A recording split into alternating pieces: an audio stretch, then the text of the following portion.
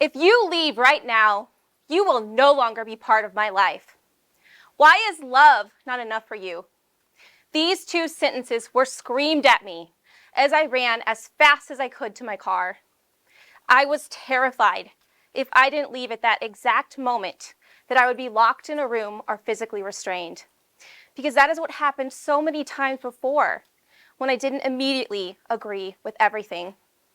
I can still feel how fast my heart was beating and the sheer adrenaline running through my veins.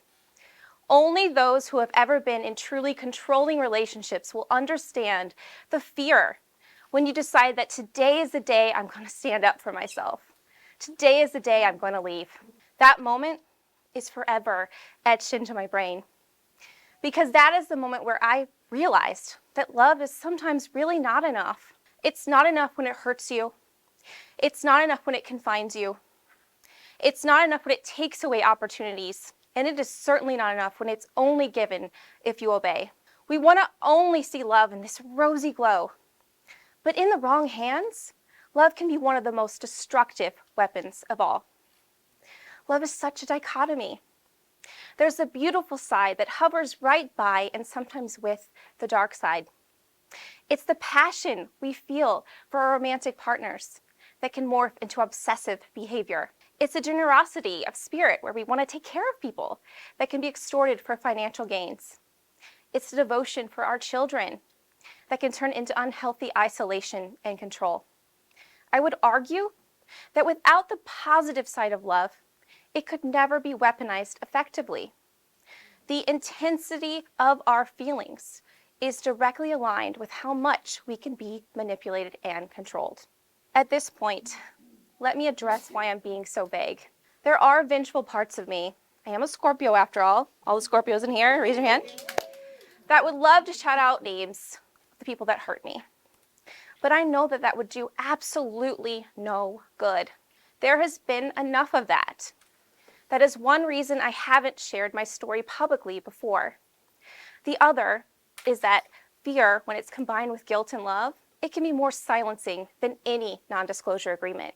And while I don't want to spread shame or blame, I also don't want to be quiet anymore. I want to help others see the signs that I experienced when love held me hostage. So hopefully they can break free. But how do you know if love is being used as a weapon?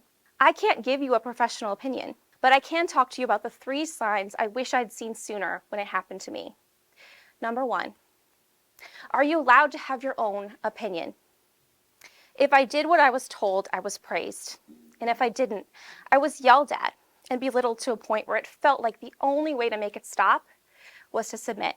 When you are dominated to that extent, it leaves a mark. To this day, I still struggle with issues. I don't know how I feel a lot of the times. And many people who've had similar experiences to me feel the same way. Coercive control is used over time to break down our natural defenses that make it hard for us to be manipulated. One of those is critical thinking.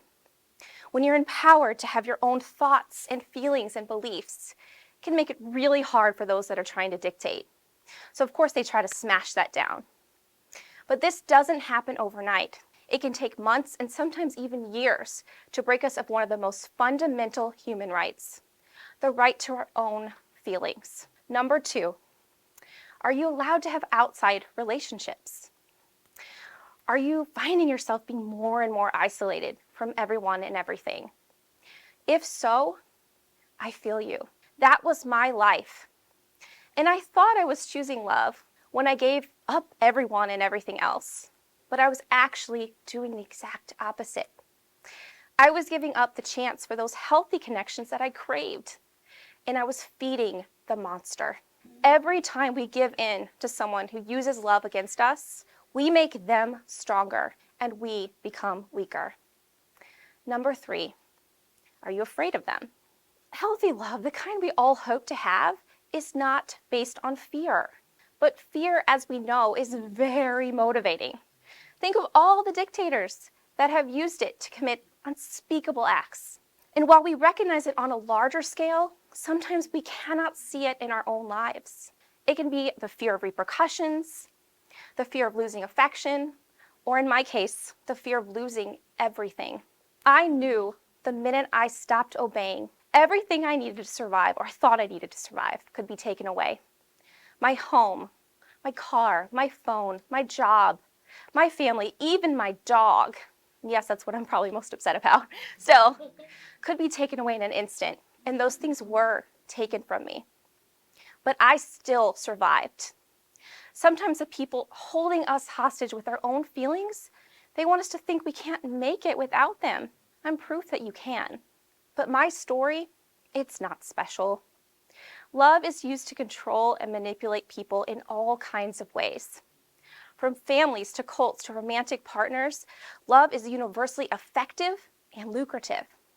It's become a global business. True crime has never been more popular. Some of the top series and movies on our favorite streaming services are in this genre. One of my favorites is Dirty John.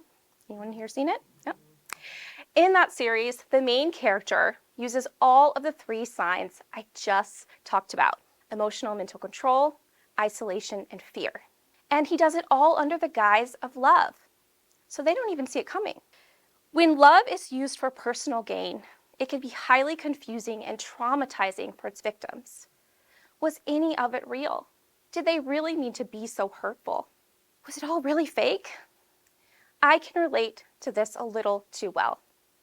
Because while there are those bad memories, and those make the great true crime plots, there's also the good ones, and they creep up all the time. And sometimes those can be more traumatizing than the bad ones. This emotional and mental control is all part of the game. And no one does it better than romance scammers. And according to the FTC, they are making bank. In 2022, nearly 70,000 cases were reported of romance scams, with losses at a staggering $1.3 billion. That's right, billion. When you see how much money can be made from love, it's no wonder people choose to weaponize it.